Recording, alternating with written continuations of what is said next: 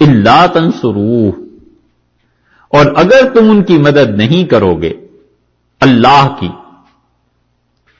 الا تنصروہ، اگر تم رسول اللہ صلی اللہ علیہ وسلم کی مدد نہیں کرو گے، فقد نصرہ اللہ، مدد کر چکا ہے اللہ اس کی۔ یہ ہو کی ضمیر جو ہے نا، یہاں ضمائر کا بڑا اختلاف ہے کہ کون سی ضمیر کدھر لوٹ رہی ہے، کہاں کس کے لیے اشارہ ہو رہا ہے۔ الا تنصروہ، اگر تم نہ مدد کرو گے، کس کی؟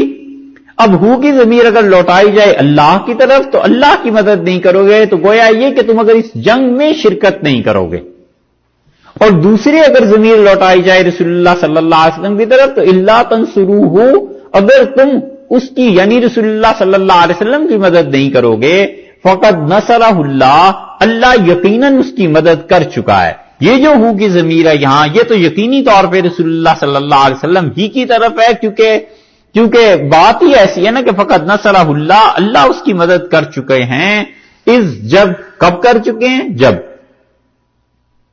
اسی لیے مفسرین نے اس آیت میں یہ بات کہی کہ الا تنصروہ، اگر تم اللہ کی مدد نہیں کرو، رسول اللہ صلی اللہ علیہ وسلم کی مدد نہیں کرو گے، تو وہ کہتے ہیں یہاں پر یہ فکرہ آتا ہے کہ فسینصرہ اللہ، اللہ اس کی مدد کرے گا۔ فقد نصرہ اللہ، کیونکہ خدا اس سے پہلے بھی اس کی مدد کر چکا ہے اپنے نبی صلی اللہ علیہ وسلم کی، اذ اخرجہ، جب نکالا تھا۔ کنہوں نے اس کو نکالا؟ کنہوں نے؟ الذین کفروا، جنہوں نے کفر کیا ہے انہوں نے نکالا، ثانی اثنین، اور دو جان سے، دو جانیں تھیں جب انہیں نکال دیا تھا کافروں نے، اذ ہما، جبکہ وہ دونوں فی الغار، غار میں تھے۔ یہ وہ چیز ہے جس پہ صحابہ رضی اللہ عنہم کہتے تھے کہ اللہ ہم سب پر، اللہ تعالی نے عتاب، ناراضگی کا اظہار فرمایا سوائے ابو بکر کے۔ وہ کہتے ہیں خدا نے سب کو کہا ہے کہ اگر تم اس کی مدد نہیں کرو گے نبی صلی اللہ علیہ وسلم کی، تو اللہ اس سے پہلے مدد کر چکا ہے اس وقت جب وہ غار میں تھے، تو سوائے ابو بکر رضی اللہ عنہ کے اور کوئی مستثنا نہیں ہے۔ وہ کہتے تھے ہم سب کو ڈانٹ پڑی سوائے سیدنا ابو بکر رضی اللہ عنہ کے، ثانی اثنین، دو میں سے دوسرا۔ اور یہ وہ چیز تھی جو صحابہ کرام رضی اللہ عنہم سمجھ گئے تھے کہ پہلا نمبر تو حضرت صلی اللہ علیہ وسلم کا ہے، قرآن نے انہیں ثانی قرار دیا ہے، اور وہ کہتے ہیں اس سے بھی ہمیں اندازہ ہوا کہ رسول اللہ صلی اللہ علیہ وسلم کے بعد خلیفہ سیدنا ابو بکر رضی اللہ عنہ ہوں گے۔ ثانی کے لفظ سے انہوں نے استدلال کیا ہے۔ اس ہما فی الغار، جب یہ دونوں غار میں، یہاں پر مراد غار ثور ہے کہ غار ثور میں گئے، اس یقولو، جب وہ کہہ رہے تھے، کون؟ رسول اللہ صلی اللہ علیہ وسلم، لے صاحب ہی، اپنے دوست سے، اپنے صحابی سے۔ یہ نص ہے اس بات کی کہ حضرت ابوبکر رضی اللہ عنہ صحابی تھے، کیونکہ قرآن نے ان کے لیے صاحب ہی کا لفظ استعمال کیا نا، اپنے صاحب سے کہہ رہے تھے، اپنے ساتھی سے، اپنے دوست سے، اپنے رفیق سے یہ بات فرما رہے تھے، لا تحزن، ابو بکر غم نہ کر، ان اللہ معنا، بلا شک و شبہ اللہ تعالی ہمیشہ ہمیشہ ہمارے ساتھ۔ یہ جو غار ثور کا واقعہ ہے، یہ ہے وہ رات جس رات کو ہجرت ہوئی ہے، اور اس ہجرت کا قصہ خود سیدنا ابو بکر رضی اللہ عنہ نے بیان کیا، اور جب وہ گئے ہیں حضرت برا بن عازب رضی اللہ عنہ کے گھر، تو انہوں نے ہجرت کی اس رات کا قصہ بیان کیا۔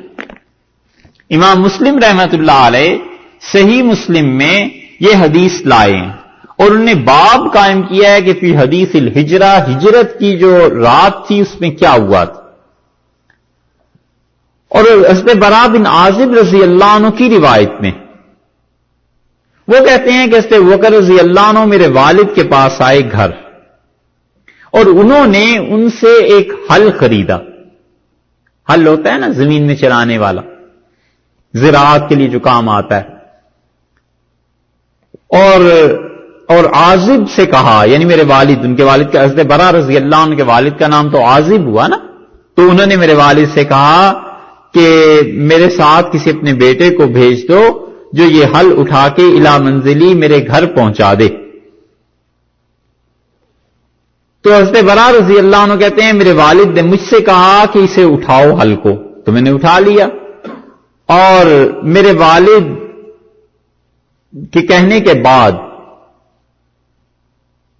وہ نکلے اور پیسے کی بات ہونے لگی کہ کتنے پیسے میں یہ حل خریدا اور بیچا گیا. فقال له ابی، تو میرے والد نے، اب میں ساتھ تھا والد کے اور ابو بکر رضی اللہ عنہما دونوں کے، تو حل میں نے اٹھایا ہوا تھا اور راستے میں میرے والد حضرت عازب رضی اللہ عنہ اور یہ آپس میں باتیں کر رہے ہیں.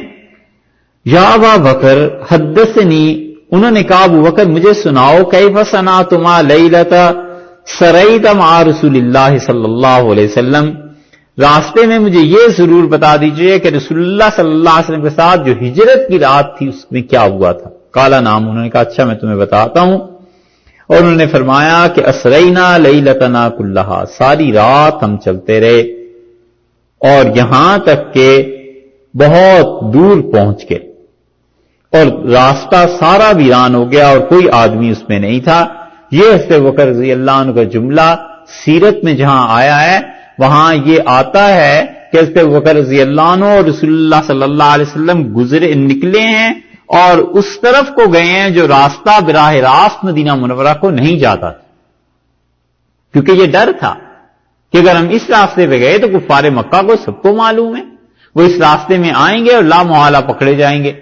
تو یہ اس راستے سے ہٹ کے کسی اور طرف کو نکل گئے اور پھر وہاں آگے جا کر کہیں سے گھوم کے اس راستے پہ آئے ہیں جو مکہ مکرمہ سے مدینہ منورہ مشہور راستہ تھا.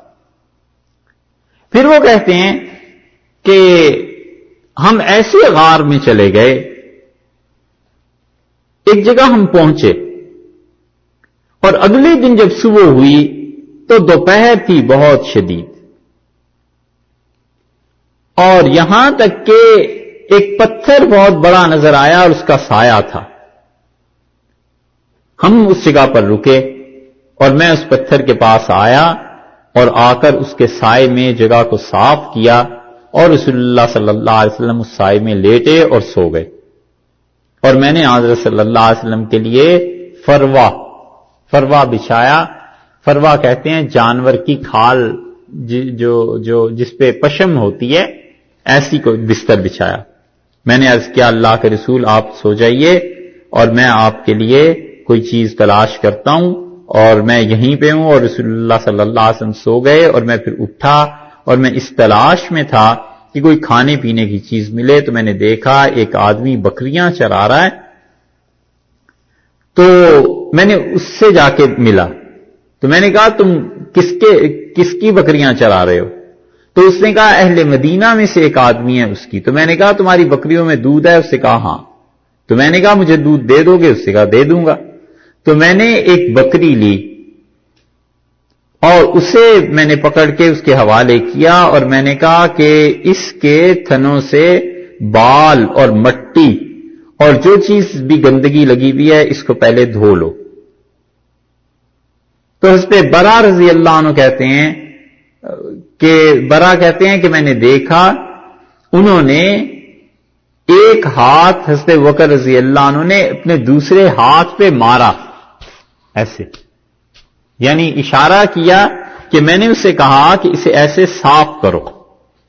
پھر اس نے ان تھنوں سے دودھ نکالا ایک پتھر کے پیالے میں، اور میرے پاس ایک اور پیالہ تھا اور اس میں پانی ہم نے محفوظ رکھا ہوا تھا تاکہ رسول اللہ صلی اللہ علیہ وسلم اس پانی کو پئیں، اور میں نے وہ پانی اس لیے بھی رکھا تھا کہ رسول اللہ صلی اللہ علیہ وسلم اس سے وضو کریں. پھر میں حضرت صلی اللہ علیہ وسلم کے پاس آیا اور میں اس بات کو برا سمجھتا تھا ہم سب کے رسول اللہ صلی اللہ علیہ وسلم سوئے ہوئے ہوں اور کوئی انہیں بیدار کرے. یہ دوسری احادیث میں بھی آتا ہے کہ حضرت صلی اللہ علیہ وسلم جب سو جاتے تھے پھر کوئی انہیں بیدار نہیں کرتا تھا، اس ڈر سے کہ ممکن ہے وہ کوئی خواب دیکھ رہے ہوں جو وحی ہو اور اللہ کی طرف سے کوئی بات ہو ایسی. تو میں بیٹھ گیا یہاں تک کہ رسول اللہ صلی اللہ علیہ وسلم اٹھے اور میں نے اس پانی میں دودھ ملایا تاکہ وہ دودھ ٹھنڈا ہو جائے. اور پھر رسول اللہ صلی اللہ علیہ وسلم نے مجھ سے پوچھا کیا ہے؟ تو میں نے عرض کیا اللہ کے رسول یہ ہے دودھ آپ کے لیے لایا ہوں، اور آپ نے اسے پیا حتی رضیتو، یہاں تک کہ رسول اللہ صلی اللہ علیہ وسلم اس سے بڑے خوش ہوئے، اور پھر اس کے بعد فرمایا الم یأن للرحیل، چلنے کا وقت نہیں آیا؟ میں نے عرض کیا ضرور، تو رسول اللہ صلی اللہ علیہ وسلم اور میں چلے یہاں تک کہ سورج جو تھا وہ ڈھل گیا، اور سراقہ ابن مالک ہمارے پیچھے آ رہا تھا اور ہم جا رہے تھے آگے کو، تو میں نے اللہ کے رسول کا عرض کیا اللہ کے رسول یہ تو آ گیا ہے، تو رسول اللہ صلی اللہ علیہ وسلم لا تحزن ان اللہ معنا، ڈر نہیں اللہ ہمارے ساتھ۔ فدعا علیہ رسول اللہ صلی اللہ علیہ وسلم، رسول اللہ صلی اللہ علیہ وسلم کو دعا کی، اور میرے دیکھتے ہی دیکھتے اس کے گھوڑے کے چاروں پاؤں زمین میں دھنس گئے، یہاں تک کہ اس کا پیٹ تک آ گیا۔ تو اس نے چیخا اور اس نے کہا مجھے پتا ہے تم دونوں نے مجھ پہ بد دعا کی ہے میرے لیے، اور اللہ سے دعا کرو کہ میں ٹھیک ہو جاؤں، اور اگر میں ٹھیک ہو گیا تو جو کافر میرے پیچھے آ رہے ہیں میں ان سب کو کہہ دوں گا کہ کوئی اس راستے پہ نہیں جا رہا، اور وہ لوٹ جائیں گے۔ تو رسول اللہ صلی اللہ علیہ وسلم نے دعا کی اور وہ آدمی بچ گیا، اور پھر وہ واپس پلٹا سراقہ رضی اللہ عنہ، یہ بعد میں مسلمان ہو گئے تھے، اور پھر کوئی بھی آدمی جو آ رہا تھا بس اس سے وہ یہی کہتے رہے کہ قد کفیتکم ما ہاہنا، بس میں کافی ہوں، آگے راستہ گھوم آیا ہوں، کوئی بھی نہیں مل رہا، اور کوئی بھی آدمی جو اس سے ملا ہے انہوں نے اسے واپس پھیر دی۔ اور اسی میں امام مسلم رحمۃ اللہ علیہ آگے کی روایت میں بھی لائے ہیں کہ حضرت ابوبکر رضی اللہ عنہ کہتے ہیں کہ پھر ہم نکلے جب غار سے، پھر ہم نے سفر شروع کیا اور یہ چیزیں ہوئیں، اور پھر اس کے بعد ایک آدمی ہمیں ملا، اور یہی حضرت سراقہ رضی اللہ عنہ کی، تو جب اللہ نے اسے نجات دے دی تو اس نے کہا کہ میں جو پیچھے آ رہے ہیں انہیں روک دیتا ہوں، وہذی کنانتی، اور یہ میرا تیر آپ لے لیں، اور آپ راستے میں ایک جگہ سے گزریں گے جہاں پہ میرے اونٹ چر رہے ہوں گے، اور میرے نوکر بھی فلاں جگہ پہ آپ کو مل جائیں گے، اور آپ ان کو یہ تیر دکھا کے کہ میں نے دیا ہے اس نشانی کو وہ سمجھ جائیں گے، اور آپ میرے اونٹوں میں سے کچھ لے لیں۔ تو رسول اللہ صلی اللہ علیہ وسلم لا حاجت لی فی ابلک، مجھے تمہارے اونٹوں سے کوئی غرض نہیں ہے۔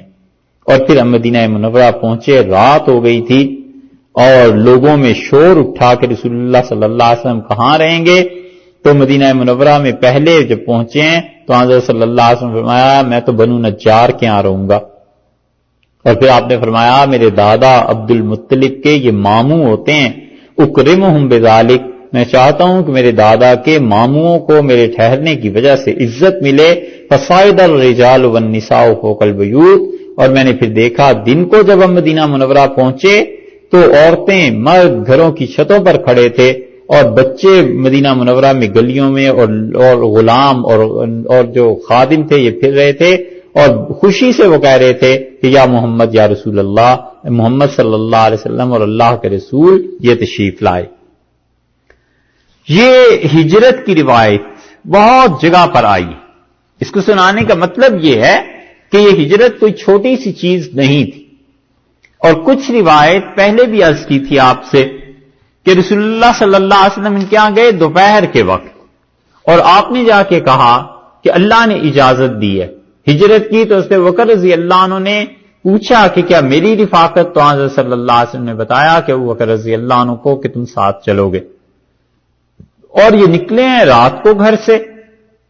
سورہ انفال میں یہ تفصیل گزر چکی، اور جب آگے پہنچے ہیں تو رسول اللہ صلی اللہ علیہ وسلم نے راستہ ان دونوں نے تبدیل کیا، اور اتنا پہاڑ ایسا تھا کہ اس پہ کوئی آدمی اس کا چڑھنا دشوار تھا، تو حضرت ابوبکر رضی اللہ عنہ نے اپنے کندھوں پہ اٹھایا رسول اللہ صلی اللہ علیہ وسلم کو، اور وہاں تک پہنچے، اور حضرت صلی اللہ علیہ وسلم باہر ٹھہرے۔ اب تک غار ثور میں آدمی براہ راست اندر نہیں جا سکتا، آپ میں سے کوئی گیا ہو تو اس سے پتا ہوگا یہ وہ جگہ ہے غار ثور جو رسول اللہ صلی اللہ علیہ وسلم سے براہ راست مس ہوئی ہے، جس میں مبارک یہاں لگا۔ چند ایک چیزیں مکہ مکرمہ میں اب تک ویسی ہیں جنہیں رسول اللہ صلی اللہ علیہ وسلم نے چھوا تھا، اور ویسی کی ویسی ہیں، غار حرا ہے، غار ثور ہے، حجر اسود ہے، رکن یمانی ہے، ان سب چیزوں پہ حضرت صلی اللہ علیہ وسلم کا دست مبارک، ہاتھ اور جسم لگا۔ حضرت ابوبکر رضی اللہ عنہ اندر گئے، اور جا کر انہوں نے اس غار کو صاف کیا، اور پھر انہوں نے دیکھا کہ اس میں بہت سے سوراخ ہیں، تو اس سے بکر رضی اللہ عنہ نے اپنے کپڑے پھاڑے اور انہوں نے ان سوراخوں کو بھرنا شروع کیا، یہاں تک کہ انہوں نے رسول اللہ صلی اللہ علیہ وسلم کو آ کے اطلاع دی کہ آپ اندر تشریف لے چلیں، اور آپ گئے ہیں، اور حضرت بکر رضی اللہ عنہ نے اپنی ران پہ رسول اللہ صلی اللہ علیہ وسلم کا سر رکھوایا، اور اس کے بعد حضرت صلی اللہ علیہ وسلم سو گئے۔ صحیح احادیث میں آتا ہے حضرت بکر رضی اللہ عنہ نے کہا ایک سوراخ پہ میری نظر پڑی، اور وہ سوراخ جو تھا وہ کھلا ہوا تھا، تو مجھے ڈر ہوا کہ ان غاروں میں سانپ اور یہ چیزیں رہتی ہیں، کہیں یہاں سے کوئی چیز نہ آ جائے، تو میں نے اپنا پاؤں ذرا سا آگے کیا اور اس سوراخ کو بند کر دیا، اپنی ایڑی رکھ دی، اور اب اندر ایک سانپ تھا، اس نے کاٹا حضرت بکر رضی اللہ عنہ کو، اور وہ کہتے ہیں میں ہل نہیں سکتا تھا کیونکہ رسول اللہ صلی اللہ علیہ وسلم سوئے ہوئے تھے۔ محبت کی بھی حد ہے اور تعلق کی بھی، کہ کسی انسان کو پتا ہو کہ سانپ مجھے کاٹ رہا ہے اور وہ ذرا جنبش نہ دے اپنے جسم کو۔ اور وہ کہتے ہیں میرے آنسو جب گرے رسول اللہ صلی اللہ علیہ وسلم کے چہرہ مبارک پہ، تو آپ اٹھے، آپ نے کہا کیا ہوا ہے؟ تو میں نے عرض کیا کہ اس طرح ہوا ہے، اور رسول اللہ صلی اللہ علیہ وسلم نے اپنا لعاب مبارک اس پہ لگایا، اور حضرت بکر رضی اللہ عنہ کہتے تھے میں ٹھیک ہو گیا۔ انسانی تاریخ میں غالباً اتنا نازک مقام کبھی نہیں آیا ہوگا جو یہ رات تھی، کہ اب یہ فیصلہ ہو جانا تھا کہ ہوگا آخر کو کیا۔ اور پھر حضرت بکر رضی اللہ عنہ کہتے ہیں یہاں تک کہ کافروں کی آمد شروع ہوئی، اور میرے پاؤں اور حضرت صلی اللہ علیہ وسلم بالکل غار کے آخری کنارے پر نظر آ رہے تھے۔ وہ غار کیا ہے؟ کہنے کو غار ہے، وہ تو چھوٹی سی جگہ ہے، ایسا غار نہیں ہے جیسے عام طور پہ تصور ہو جاتا ہے کہ غار کوئی طویل چیز ہوگی، وہ ایسا نہیں۔ اور وہ کہتے ہیں مسلمی کی روایت میں آتا ہے کہ میں نے عرض کیا اللہ کے رسول لو نظر تحت قدمئی لنظرنا، اگر ان میں سے کسی کافر نے ایسے اپنے پاؤں کو بھی دیکھا تو ہمیں دیکھ لے گا، کیونکہ آدمی اپنے پاؤں کو بھی دیکھے تو 1-2 فٹ آگے تک تو نظر آتا ہے، 4 فٹ تک۔ تو انہوں نے کہا حضرت بکر رضی اللہ عنہ نے، تو رسول اللہ صلی اللہ علیہ وسلم نے بکر غم نہیں کر، اللہ ہمارے ساتھ۔ اور حضرت بکر رضی اللہ عنہ کہتے ہیں میں ان کی آوازیں سنتا رہا، ان مشرکین کی جو باہر کھڑے تھے اور حضرت صلی اللہ علیہ وسلم کو ڈھونڈ رہے تھے، یہاں تک کہ ایک مشرک بیٹھا اور اس نے جب پیشاب کیا تو میں سمجھ گیا کہ انہیں پتہ ہی نہیں ہے کہ ہم اندر ہیں، وگرنہ یہ اس حالت میں نہ بیٹھتا۔ اور پھر وہ چلے گئے، اور رسول اللہ صلی اللہ علیہ وسلم نے اس جگہ آرام کیا، اور پھر اس کے بعد اگلے دن آئے ہیں جس کا یہ قصہ سیدنا ابو بکر رضی اللہ عنہ بیان کر رہے ہیں۔ اور یہ ایسی رات تھی کہ حضرت عمر رضی اللہ عنہ جیسے آدمی کئی مرتبہ کہتے تھے، وہ کہتے تھے کہ میں نے ابو بکر رضی اللہ عنہ سے کہا کہ آپ اپنی پوری زندگی میں سے 1 رات اور 1 دن مجھے دے دیں۔ انہوں نے مجھ سے پوچھا کیا؟ میں نے کہا وہ رات جس میں ہجرت ہوئی تھی، اور وہ دن جس دن آپ نے فیصلہ کیا تھا کہ ہم ان مرتدین کے خلاف جہاد کریں گے، وہ آپ کا فیصلہ، اور رسول اللہ صلی اللہ علیہ وسلم کی رفاقت، اس کا ثواب آپ مجھے دے دیں، اور میری زندگی بھر کی نیکیاں آپ لے لیں۔ تو حضرت عمر رضی اللہ عنہ کہتے ہیں ابو بکر رضی اللہ عنہ اس کو نہیں مانے۔ اتنی زبردست یہ چیز تھی، اللہ نے فرمایا اسی لیے کہ الا تنصروہ، اگر تم اس کی مدد نہیں کرو گے، فقد نصرہ اللہ، اللہ اس کی مدد کر چکا، اس اخرجہ الذین کفروا، جب کافروں نے انہیں نکالا تھا، ثانی اثنین، 2 میں سے دوسرا۔ حضرت عمر رضی اللہ عنہ نے اس آیت کو پڑھا اور انہوں نے اس کی تفسیر بیان کی، اور پھر انہوں نے کہا کہ کوئی ایسا نہیں ہے جسے رسول اللہ صلی اللہ علیہ وسلم کے ساتھ اللہ نے دوسرے کا لفظ کہہ کے جمع کر دیا ہو سوائے ابو بکر رضی اللہ عنہ کے، کہ اللہ نے ثانی کہہ کے ایک ہی لفظ میں حضرت ابو بکر اور رسول اللہ صلی اللہ علیہ وسلم دونوں کو جمع کر دیا۔ اذ ہما فی الغار، جب یہ غار میں تھے، غار ثور میں، اذ یقول لصاحبہ، پورے اپنے صحابی رضی اللہ عنہ سے کہہ رہے تھے، یعنی حضرت ابو بکر رضی اللہ عنہ سے۔ اس کا مطلب یہ ہے کہ حضرت ابو بکر رضی اللہ عنہ کی صحابیت کا انکار قرآن کے اس لفظ کا انکار ہے، اور قرآن پاک کے ایک لفظ کا بھی، ایک حرف کا بھی انکار کفر ہے۔ اس لیے کسی اور کی صحابیت اگر کوئی انکار کرتا ہے کسی وجہ سے، تو کفر کے فتوے میں تعمل ہے فقہا کو، اور اس پہ ابو بکر رضی اللہ عنہ کی صحابیت کے انکار پہ وہ کہتے ہیں کافر ہو جائے گا، کیونکہ قرآن نے یہ کہا ہے۔ اور ارشاد فرمایا کہ لا تحزن ان اللہ معانا، ابو بکر غم نہ کر، اللہ ہمارے ساتھ۔ یہ جو ان اللہ معانا ہے، چلیے یہ تو بعد میں کہتے ہیں. پہلی بات تو یہ ہے کہ حضرت ابوبکر رضی اللہ عنہ سے رسول اللہ صلی اللہ علیہ وسلم لا تحزن ابو بکر غم نہ کر. حزن کا لفظ جو ہے اور بعض پڑھتے ہیں حزن بھی اس کو, یہ جو لفظ ہے اس کا مطلب کیا ہے یہ بس صاف ہونا چاہیے. اہل تشریح نے اس آیت کی تفسیر میں صفحات کے صفحات لکھے ہیں اور وہ کہتے ہیں کہ حضرت ابوبکر رضی اللہ عنہ جو ساتھ گئے تھے علیہ باللہ یہ تھے منافق, اور اسی وجہ سے یہ غار کے اندر جا کر رونے لگے. تو بظاہر یہ رو اس لیے رہے تھے کہ رسول اللہ صلی اللہ علیہ وسلم کا غم دکھ, اور اصل میں یہ کافروں کو بتانا چاہتے تھے کہ ہم اندر ہی ہیں. تو اللہ نے ان کی آواز کو کافروں کو سنوایا ہی نہیں اور یہ چیز ہو گئی تھی. اور پھر وہ اس آیت پر بھی بحث کرتے ہیں, بڑی لمبی بحث, ایسی ایسی باتیں جو سرے سے عقل میں آنے والی نہیں ہیں. آدمی سوچے ذرا سی عقل سے کام لے کے کہ اگر حضرت ابوبکر رضی اللہ عنہ نے یہی سب کچھ کرنا ہوتا تو اہل مکہ کو پیغام دینا کیا مشکل تھا, اور صاحبزادیاں دونوں گھر پہ تھیں, انہیں نہ آتے بتا جاتے کہ ہم فلاں جگہ پہ جا رہے ہیں, ایسے ایسے ارادہ ہے, میرے بعد مکہ والوں کو خبر کر دینا. ایسی بے عقلی کی باتیں. حزن کا لفظ جو رسول اللہ صلی اللہ علیہ وسلم نے استعمال کیا ہے اس کا مطلب کیا ہے؟ خوف اور حزن دونوں میں فرق ہے. یہ نہیں کہا کہ ڈر نہیں. آنظر صلی اللہ علیہ وسلم نے غم نہ کھا, لا تحزن غم نہ کھا. غم اور ڈر میں فرق ہے نا. ایک فکرہ آپ دیکھیے, الفاظ کے ذریعے ہی تو آدمی ان معانی کو سمجھتا ہے. مثلا آپ گھر جائیں اور کوئی آپ سے کہے کہ آپ نے کھانا سی لیا, تو یہ فکرہ صحیح ہے؟ نہیں صحیح نا. کھانا سینے کے معنی میں آتا ہی نہیں. کھانا کھانا ہی کے معنی میں آتا ہے کہ کھانا کھا لیا. یہ تو نہیں کہا جا سکتا کہ کھانا سی لیا.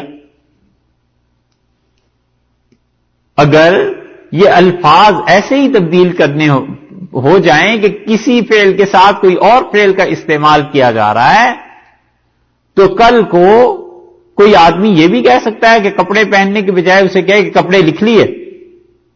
تو اب کپڑے لکھنے تھوڑی ہیں, کپڑے تو پہننے ہیں. تو الفاظ کی تبدیلی سے معانی تبدیل ہوتے ہی ہیں. تو جب ہوتے ہیں تو یہ حزن جو ہے رسول اللہ صلی اللہ علیہ وسلم نے لفظ کہا اور قرآن نے اسے بیان نہیں ایسے ہی ٹھیک نقل کر دیا ہے.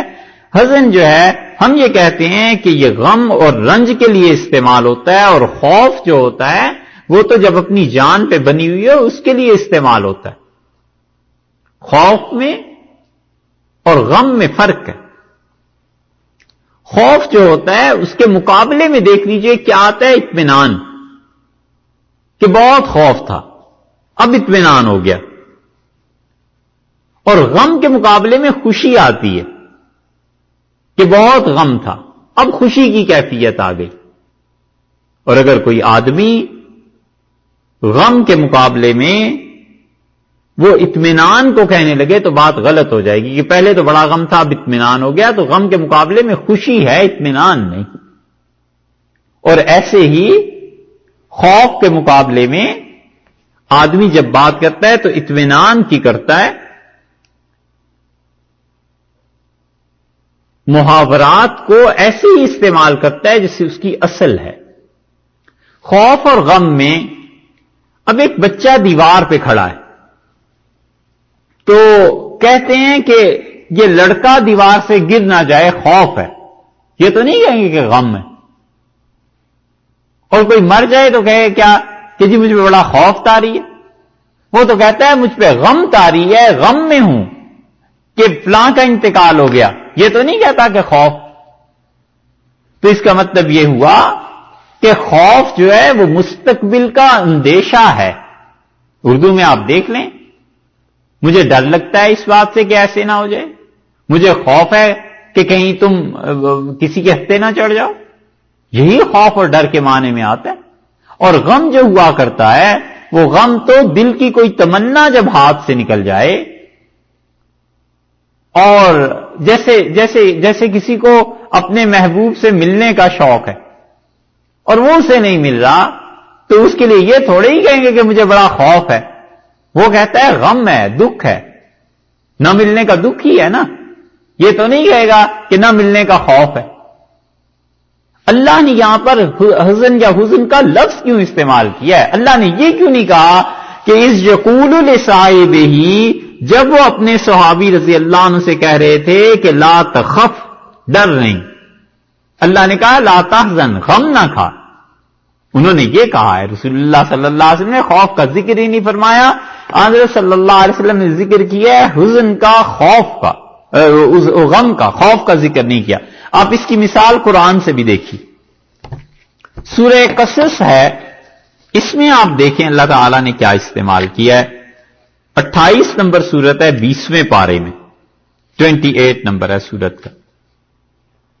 یہ اس لیے اس کی تشریح عرض کر رہے ہیں کہ آپ کو بس یہ پازیٹو سائڈ بتا دیں، وگرنہ جو کچھ اس پہ تفسیر میں شیعہ نے لکھا ہے اور اس لفظ پہ بحث کیا ہے وہ بہت طویل ہے اور بہت قبیح بری بات بھی ہے.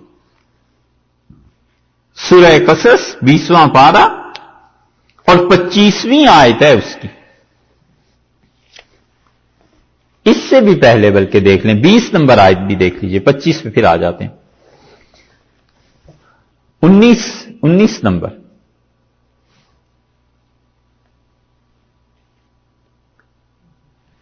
اچھا، سورہ قصص 28ویں پارے میں، 28 نمبر سورت 20ویں پارے میں. فلما ان اراد ان یبطشا، اور جب اس پہ موسیٰ علیہ الصلوۃ والسلام نے چاہا کہ ہاتھ ڈالیں، پکڑیں. ایک تو کل مار دیا تھا نا، اگلے دن وہی جس کی حمایت میں ایک کو پھڑکا دیا وہ دوبارہ آ گیا اور کہتا ہے موسیٰ علیہ السلام سے کہ ایک اور بھی مجھ پہ ظلم کر رہا ہے، اسے بھی ذرا پکڑیں. اللہ فرماتے ہیں جب انہوں نے دوسرے کو پکڑنا چاہا، بالذی ہوا عدو لہما، جو ان دونوں کا دشمن تھا، قال یا موسیٰ، وہ آگے سے بول پڑا. اس کا موسیٰ اتريد ان تقتلنی، علیہ الصلوۃ والسلام آپ چاہتے ہیں اب تم میرا خون کرنا چاہتے ہو، مجھے مارنا ہے؟ کما قتلت نفسا بالامس، جیسے کہ کل تم ایک آدمی کو مار چکے ہو. ان تريد الا ان تكون جبارا في الارض، تم یہی چاہتے ہو کہ اس زمین میں زبردستی لوگوں کے ساتھ کرو، جبر کرو لوگوں پہ. وما تريد ان تكون من المصلحين، اور تم نہیں چاہتے کہ اس زمین پہ کوئی صلح رہے، آرام سے زندگی بسر کریں. یہ تو دوسرے کے ساتھ ہو رہی ہے گفتگو، اور دوسرے نے جان بچا لی یہ کہہ کے وجاء رجل من اقصى المدینہ، اور ایک آدمی آیا شہر کے پرلے کنارے سے، یسا دوڑتا ہوا. قال یا موسیٰ، کہنے کا موسیٰ، ان الملا یأتمرون بک، سردار دربار والے سارے بیٹھ کے تیرے بارے میں مشورہ کر رہے ہیں کہ لیقتلوک، تجھے مار ڈالیں جو کل تم نے کیا ہے اس کے عوض میں. فاخرج انی لک من الناصحین، نکل یہاں سے، میں تیرا بھلا چاہنے والا ہوں. فخرج منہا خائفا، موسیٰ علیہ السلام وہاں سے نکلے خائفا، ڈرتے ہوئے. یہ نہیں اللہ نے کہا کہ رنج اور غم میں، سمجھ آئے؟ یہ ہے خوف، اپنی جان پہ بنی ہوئی تھی نا. اور نکلے بھی کیسے ہیں؟ یہ ترقب، راہ دیکھ رہے تھے. قال رب نجنی من القوم الظالمین، اور دعا بھی مانگ رہے ہیں کہ پروردگار مجھے ان بے انصافوں سے بچا. اسی کی 25 نمبر آیت دیکھیں، خوف کے معنی وہاں اور واضح ہو جاتے ہیں. 25 نمبر میں 24 میں 24 میں دیکھیے، فسقالہما، 23 سے بات شروع ہوتی ہے. ولما برد ماء مدین، جب موسیٰ علیہ السلام اب نکل پڑے نا وہاں سے، مدین کی بستی میں پہنچے ہیں. وجد علیہ امۃ من الناس یسقون، تو دیکھا انہوں نے بہت سے لوگ اپنے جانوروں کو پانی پلا رہے. ووجد من دونہم امرأتین تذودان، اور انہوں نے دیکھا دو عورتیں رکی ہوئی ہیں، الگ ہیں. قال ما خطبکما، انہوں نے ان دو لڑکیوں سے پوچھا تمہارا کیا کام ہے؟ قالتا لا نسقی، انہوں نے کہا ہم پانی نہیں پلا سکتی، حتی یصدر الرعاء، یہاں تک کہ یہ چرواہے پانی پلا کے اپنی جانوروں کو لے جائیں. وابونا شیخ کبیر، اور ہمارے والد بڑے بوڑھے ہیں. فسقا لہما، موسیٰ علیہ السلام نے ان دونوں کو پانی پلایا، ان دونوں لڑکیوں کے جانوروں کو. وہ آگے بڑھے، جتنے چرواہے تھے ہاتھ مارا، سب کو پیچھے کیا، پانی پلا۔ اسی لیے تو اقبال کہتے ہیں عصا نہ ہو تو کلیمی ہے کار بے بنیاد۔ جب تک عصا نہ ہاتھ میں ہو اس وقت تک کلیم اللہ کا کام نہیں چلتا۔ ایک طرف انہیں کیا، ثم تولی الی الظل، پھر چھاؤں میں آ گئے، درخت کی بیٹھ گئے، اور کہتے ہیں فقال رب انی لما انزلت الی من خیر فقیر، اے میرے پروردگار جو بھی اچھی چیز تو اب بھیج دے میں محتاج ہوں۔ دیکھا کوئی چیز نہیں ہے، اور ہجرت کیے اور کہتے ہیں اللہ اب جو بھی خیر تیری طرف سے آ جائے۔ فجاءت احداہما تمشی علی استحیاء، اور پھر آئی ان لڑکیوں میں سے ایک اس کے پاس چلتی ہوئی، قرآن نے خاص طور پہ یہ لفظ کہا ہے علی استحیاء، شرم سے بتایا ہے کہ خواتین کی شال میں شرم اور حیا ہونی چاہیے۔ قالت ان ابی یدعوکا، انہوں نے کہا میرے والد آپ کو بلاتے ہیں، لیجزیک اجر ما سقیت لنا، تاکہ آپ کو بدلہ دیں وہ جو نیکی آپ نے ہمارے ساتھ کی ہے۔ ہمارے جانوروں کو جو پانی پلایا ہے وہ جلدی پہنچ گئی نا۔ تو حضرت شعیب علیہ السلام نے پوچھا کہ کیسے، تو انہوں نے بتایا۔ فلما جاءہ، جب وہ پہنچے ہیں ان کے پاس شعیب علیہ السلام کے پاس، وقص علیہ القصص، اور انہوں نے سارے حالات بیان کیے، قال لا تخف، انہوں نے کہا ڈر نہیں، نجوت من القوم الظالمین، تم ظالموں سے نجات پا گئے۔ یہ تو نہیں کہا کہ غم نہ کر، انہوں نے کہا ڈر نہیں۔ ڈر کس چیز کا تھا؟ کہ وہ لوگ قتل کر دیں گے، اپنی جان کا خوف، وہ چیز خوف، ٹھیک۔ اور اس کے مقابلے میں قرآن نے حزن کو کہاں استعمال کیا ہے، یہ دیکھ لیجئے آپ 12ویں پارے میں سورہ یوسف میں۔ سورہ یوسف میں اللہ تعالی نے حضرت یعقوب علیہ الصلوۃ والسلام کا قصہ بیان کیا ہے۔ 13ویں سورت 12ویں سورت،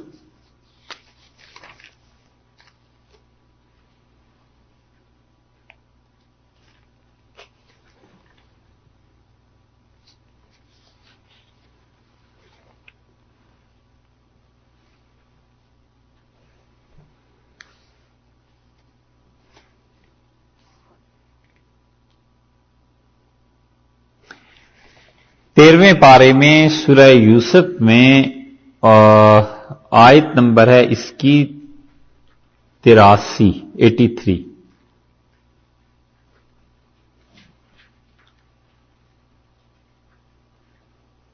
اس میں یوسف علیہ الصلوۃ والسلام کے بھائی جب بنیامین کو بھی انہوں نے اپنے پاس رکھ لیا اور یہ چیز پیش آ گئی، تو اب وہ آئے ہیں اور کہتے ہیں کہ آپ کے بیٹے بنیامین نے چوری کی۔ حضرت یعقوب علیہ الصلوۃ والسلام سے ان کے بیٹے یہ کہہ رہے ہیں، 81 نمبر آیت میں دیکھیے یہاں سے، ارجعوا الی ابیکم، انہوں نے کہا اپنے والد کے پاس جاؤ، فقولوا یا ابانا ان ابنک سرق، اور جا کر یہ کہو کہ ابا آپ کے بیٹے نے چوری کی۔ اب یہ 10 بھائی مل بیٹھے نا، بڑے بھائی نے کہا میں تو نہیں جا سکتا، تم 9 واپس جاؤ اور کہو بنیامین نے چوری کیا ہے۔ وما شہدنا الا بما علمنا، اور ہم نے وہی قسمیں کھائی تھیں کہ ان کو واپس لے کے آئیں گے جو ہمیں علم تھا۔ وما كنا للغیب حافظین، اور ہمیں تو غیب کی خبر نہیں تھی، ہمیں کیا معلوم تھا کہ بنیامین یہ کریں گے، اور ایسے عزیز مصر کے حکمران انہیں رکھ لیں۔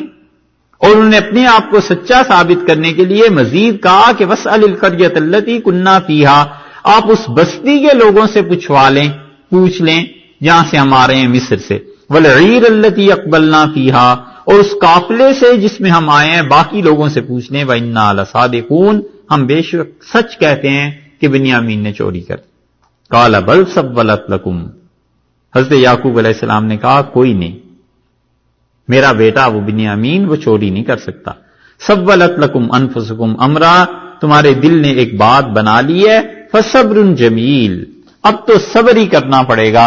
عَسَى اللَّهُ أَن يَأْتِيَنِي بِهِمْ جَمِيعًا، شاید اللہ سب کو میرے پاس لے آئے۔ انہ هو العلیم الحکیم، وہ بڑے علم والا ہے، بڑی حکمتوں والا ہے۔ وتولی عنہم، اور یوسف علیہ الصلوۃ والسلام نے یعقوب علیہ الصلوۃ والسلام نے تولی عنہم، ان سب سے اپنا چہرہ ایک طرف کر دیا، پھر گئے الٹے پھرے، رونا تھا نا، غم تھا۔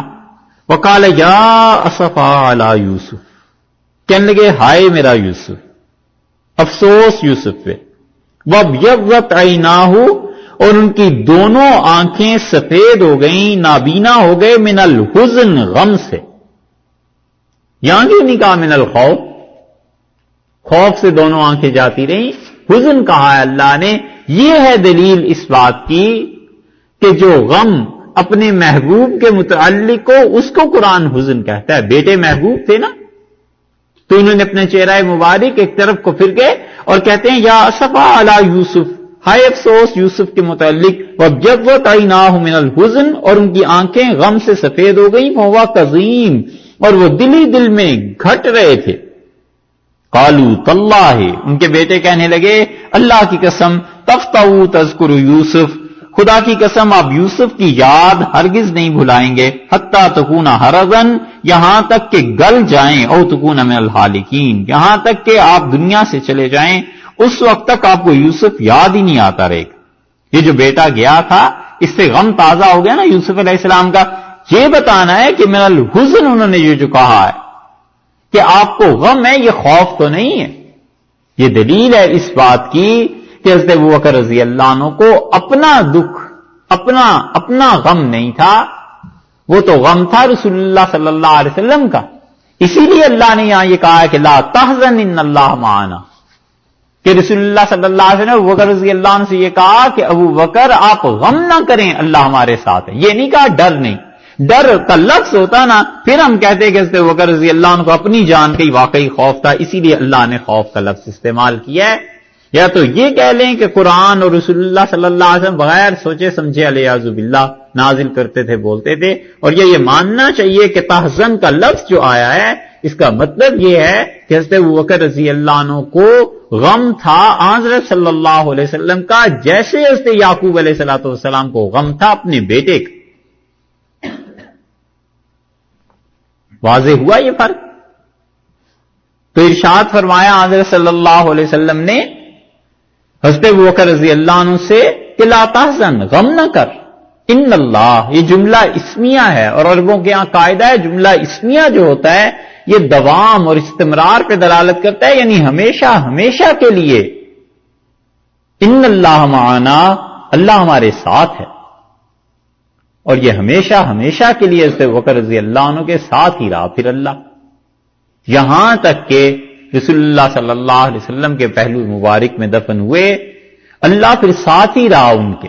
اور اللہ اس وقت بھی ساتھ رہا جب سب لوگ یہ کہہ رہے تھے کہ جہاد آپ ان سے کرنا چاہتے ہیں. حضرت ابوبکر رضی اللہ عنہ اکیلے ایک طرف ہو گئے اور انہوں نے کہا بالکل ان سے جہاد کرنا. فانزل اللہ سو کیا ہوا، یہ بھی جو ہے نا یہ فا اس کا تعلق اس حزن سے ہی ہے.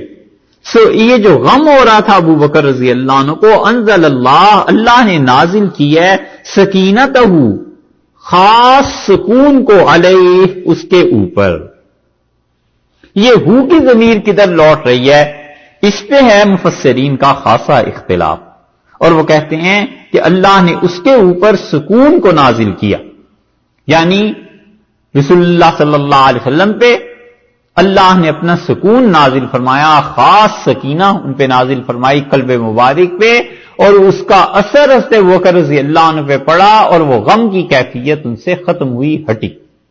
ایک تفسیر.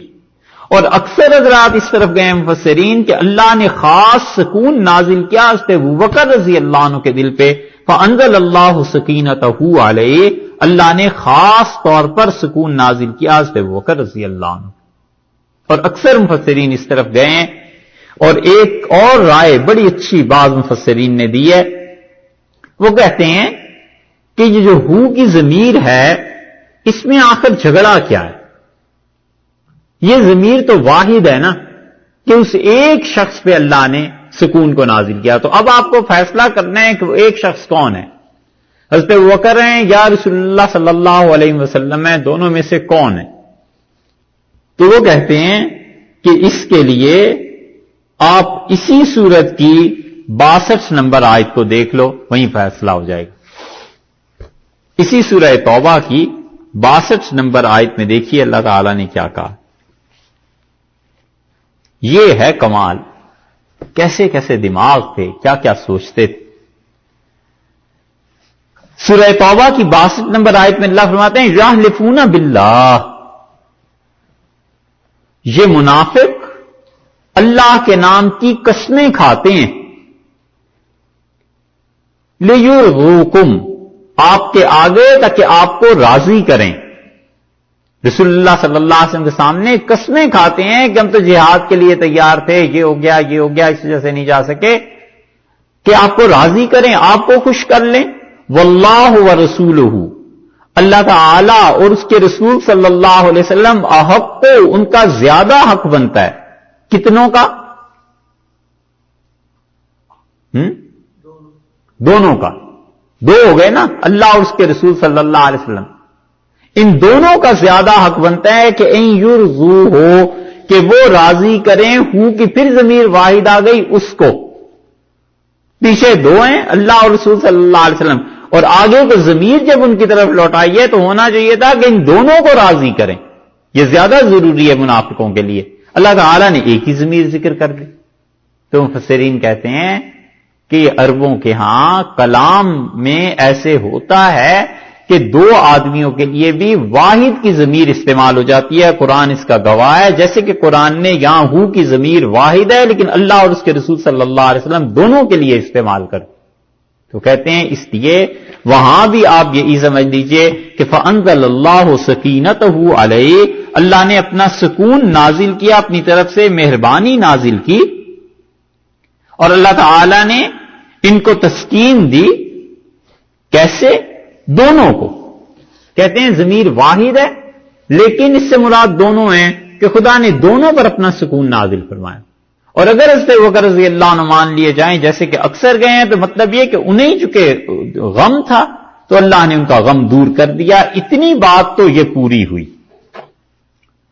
اب آگے بات دوسری چلی، وَأَيَّدَهُ، اور اللہ نے مدد کی ہے. پہلے بھی مدد کی بات آئی تھی نا کہ تم آج اگر ان کی مدد نہیں کرو گے تو اللہ اپنے نبی صلی اللہ علیہ وسلم کی مدد اس وقت کر چکا ہے جبکہ کوئی ان کے ساتھ نہیں تھا اور غار میں وہ دونوں تھے. پھر دوبارہ مدد، وَأَيَّدَهُ، اور اللہ نے اپنے نبی صلی اللہ علیہ وسلم کی مدد کی بِجُنُودٍ، لشکروں سے.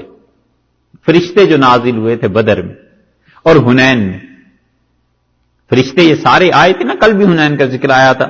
لم تروہا، جنہیں تم نہیں دیکھ سکے، تم نے دیکھے نہیں. اللہ کے فرشتے نازل ہوئے تھے نبی کریم صلی اللہ علیہ وسلم کی مدد کرنے کے لیے. وہ فوجیں جو اللہ نے بھیجی تھیں. وجعل، اور کیا اللہ نے کلمت الذین، بات ان لوگوں کی کفروا جو کافر تھے، سفلا، نیچے کر ڈالی. اللہ نے کافروں کی بات اسے پست کر دیا. اللہ نے کافروں کے منصوبے کو ختم کر دیا. اللہ نے ان کی بات، اس کی دھجیاں اڑا دی.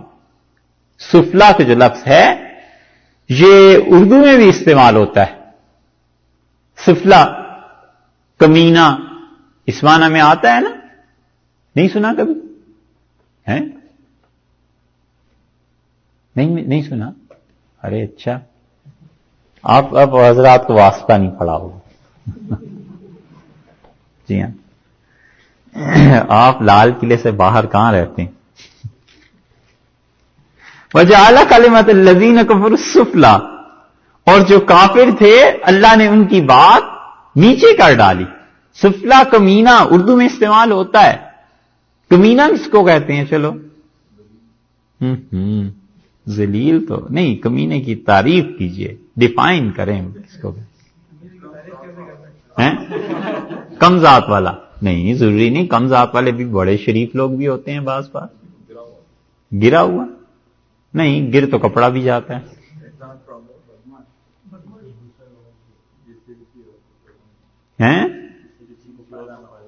جس سے کسی کو فائدہ نہ ہو.